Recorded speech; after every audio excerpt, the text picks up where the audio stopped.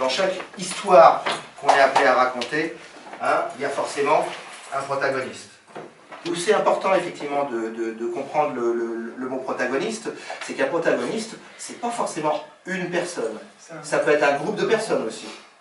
Ça peut être un pays entier. C'est l'élément central qui va nous renvoyer à notre propre captation des émotions, à notre propre empathie par rapport à l'histoire qui nous est racontée. De manière d'identification, on va être renvoyé sur soit un personnage, soit un groupe de personnages qui vont eux-mêmes créer une forme d'empathie chez le spectateur. C'est pour ça que moi, quand je parle de la dramaturgie, pour aller plus loin que le travail de Yves Lavandier, je parle plus de direction de spectateur. Quand vous allez être amené effectivement à développer un sujet, ce que vous allez chercher à faire, c'est bien évidemment à être entendu, à capter l'attention du spectateur par rapport à ce que vous allez raconter.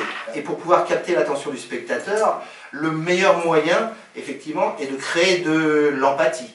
Et pour créer de l'empathie, eh ben, il faut qu'on soit en miroir par rapport à ce que vit le protagoniste ou les personnes qui font partie de l'histoire qu'on nous raconte et qui vont nous emmener. A priori, on pense plutôt dramaturgie quand on parle de fiction, quand on parle d'histoire qu'on vous raconte. On en parle un peu moins quand on parle de reportage, quand on parle de films documentaires.